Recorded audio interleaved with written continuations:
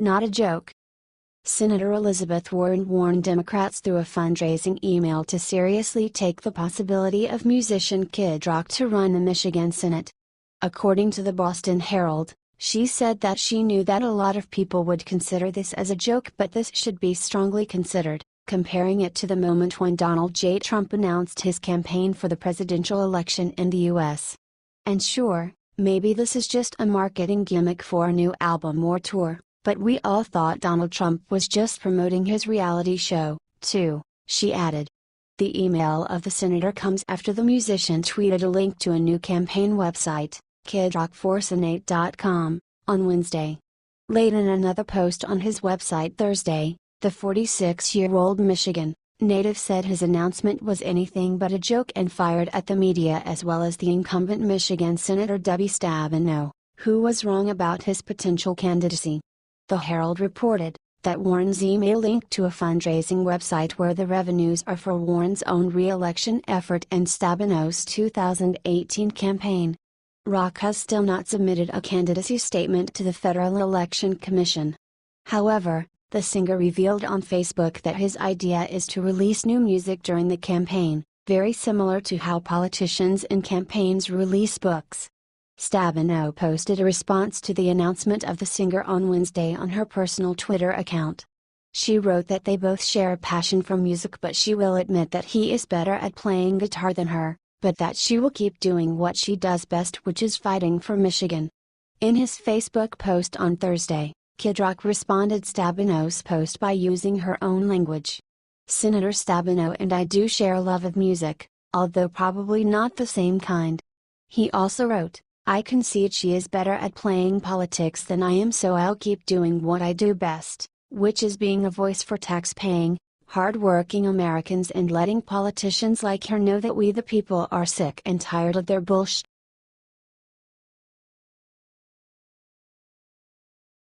Leno risked his entire career by exposing President Trump. We all know what is going on between the liberals and the president. The drama is unstoppable because the liberals are doing anything possible to take him and his family down.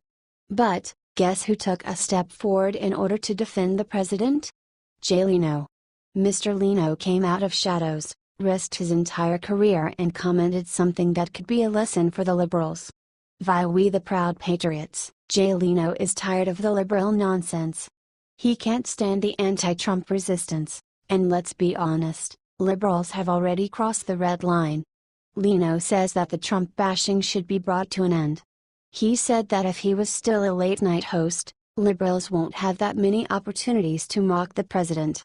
In a recent interview, Leno said that if he were still a late-night host, there would be less Trump bashing. I enjoy bringing people together. If mocking the president is a constant thing on a nightly basis, eventually you're all doing the same joke, Leno said.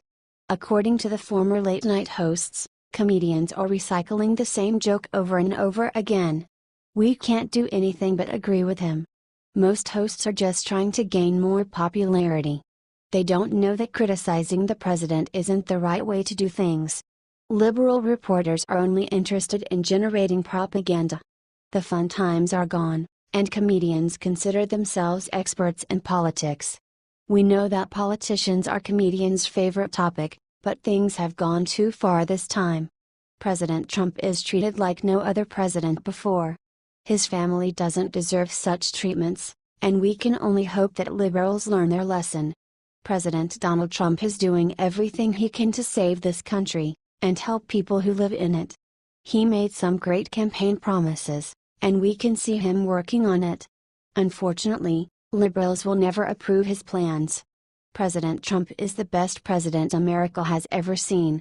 Trump for so long is proving how he is the real man to lead this nation. I do not know what else they need. These anti-Trump attacks need to end. I and many other people agree with Leno because he is right. President Trump and his family deserve respect more than any.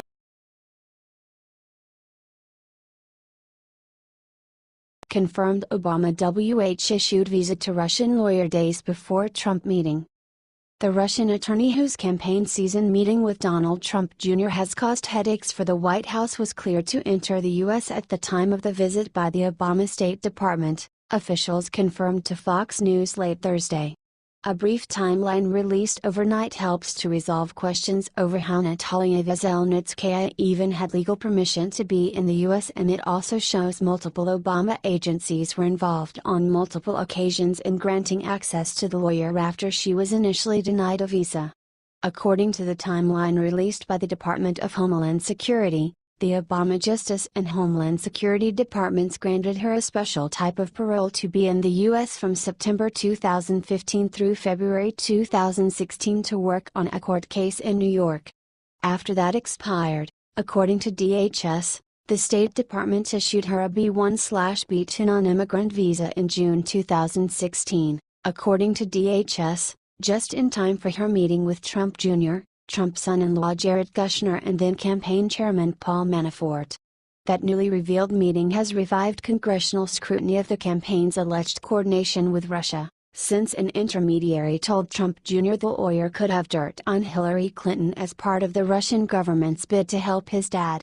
While Trump Jr. has since said, in hindsight, he would have done things differently, his father on Thursday took a more defiant tone and seemed to blame the Obama administration for letting the lawyer into the country. Her unusual entry into the U.S. has sparked a furious round of finger-pointing among federal agencies, and the buck appears to stop at the State Department, with assistance from both DOJ and DHS. But the timeline released overnight at least clarifies how she had approval to be in the U.S., if not why. Ms. Veselnitskaya was subsequently paroled into the U.S. several times between 2015 and 2016, ending in February 2016. In June 2016, she was issued a B1/B2 non-immigrant visa by the U.S. Department of State, a DHS spokesperson told Fox News Thursday night.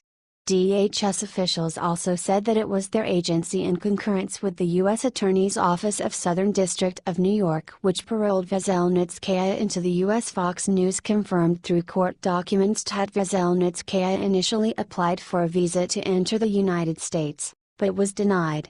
Preet Bharara was the U.S. Attorney for the Southern District of New York at the time the parole was granted. Veselnitskaya was issued a significant public benefit parole document on September 25, 2015, according to DHS, which expired on January 7, 2016. Veselnitskaya requested an extension to continue her work on the case, but the Southern District of New York's Attorney's Office denied her request. She was not granted a second parole by her office, SDNY spokesman James Margolin told Fox News in an email. Her case-related immigration parole ended early in 2016, and it was not renewed by us. The U.S. Attorney's Office told Fox News on Thursday that Veselnitskaya was indeed granted initial parole by their office, but did not know who, specifically, issued the piece of paper. Somebody said that her visa or passport to come into the country was approved by Attorney General Lynch. Now maybe that's wrong, I just heard that a little while ago. That? She was here because of Lynch, Trump said at a joint press conference with French President Emmanuel Macron on Thursday in Paris. Prior to DHS pointing fingers at the Department of State, a state spokesperson told Fox News that they had no further information to provide. The State Department told Fox News Wednesday that the department is prohibited by the Immigration and Nationality Act from discussing individual visa cases, and told Fox News that all visa applications are adjudicated on a case-by-case basis. The State Department did not respond to Fox News' request to confirm that they issued Veselnitskaya a B1/B2 non-immigrant visa, or comment on Veselnitskaya's current immigration status.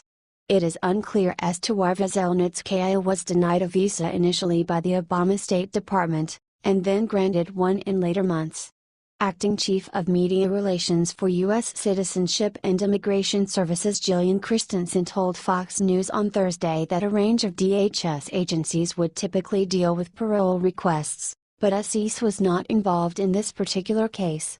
The type of parole Veselnitskaya was granted is given sparingly and in extraordinary circumstances, including urgent humanitarian reasons. such as medical or family emergency. Broadly speaking, Christensen told Fox News that parole may be requested for a person who believes his or her presence in the United States will be a significant public benefit, and cited participation in a civil court case as an example. Parole allows an individual to enter the United States and remain for a temporary period corresponding to the reason parole was approved, Christensen told Fox News. Parole is not generally authorized for more than 1 year. Veselnitskaya was working as an attorney for a Cyprus-based real estate holdings company called Pervsn, run by Denis Kadziev, son of Petr Kadziev, one of Russian President Vladimir Putin's closest advisors, and was given unlimited resources by the Kremlin-connected group to run a campaign to get the Magnitsky Act repealed, Fox News reported Wednesday. The Magnitsky Act enacts sanctions on certain Russian officials as a punishment for human rights violations.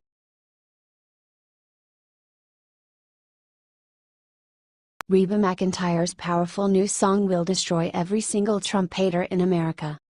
Reba McEntire is one of the best country singers known to the music industry. She just released a new song which sends a message to liberals everywhere. "'Cause we're still worth saving, we can't go on like this and live like this, we can't love like this, we gotta give this world back to God," Reba sang in her new song called Back to God. This is an incredibly powerful message that needs to be heard everywhere, now more than ever. We have so much hate in the country because of the last election. Americans are burning flags, dishonoring our military and police officers, rioting in the streets, and wishing death on our newly elected president. Clearly, we do need to get this country back to God. But, liberals today are too cool to believe in God. They don't want to conform to one belief. And yet, most liberals do believe the same thing, that God does not exist and that there is nothing after death. That's fine, no one is going to force you to be religious. But, why discriminate against Christians? And, why deny that there are any good lessons to be learned from faith? The liberals shout out facts of the universe, as if we don't know them, and ask us to explain the way the Bible fits into it. Well, the Bible was written thousands of years ago by people who didn't understand the universe half as well as we do today, so there are going to be things in the Bible that don't make a lot of sense. There are also a lot of things in the Bible that make more sense than any philosophy I've heard a liberal argue. The Bible advocates for peace, love, and forgiveness. It puts an emphasis on life, family, and community, something our divided nation desperately needs. Thankfully, Donald Trump is going to be bringing God back into this country. He made it okay to say Merry Christmas again. He's put the Lord back in our Pledge of Allegiance. This is fitting. After all, this country was built on the foundation of faith. And we need to go back to our roots. This new respect for faith won't change the beliefs of the liberals, and that's okay, because it will strengthen the core values of this country. I believe that, in their hearts, are lost liberals raking for the kind of values my faith gives me. When our faith erodes, these values erode, and that spells disaster for the country. As Reba says, you gotta get down on your knees, believe, fold your hands and beg and plead, you gotta keep on praying. With a little more faith, and a little more respect for faith, the turmoil and division in this country will die down. This country will unite under our president. What do you think about Reba's song and how it pertains to America right now? Please share the story on Facebook and tell us because we want to hear your voice.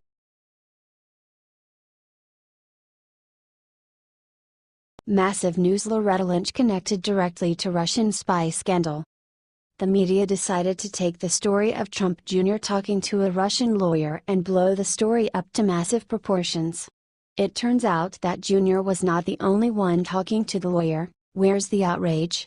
The lawyer's visa was denied, and could not get into our country. Suddenly, Loretta Lynch, who was the Attorney General at the time, granted Natalia special immigration parole so she could enter the country, per The Hill. There's more than meets the eye to this story.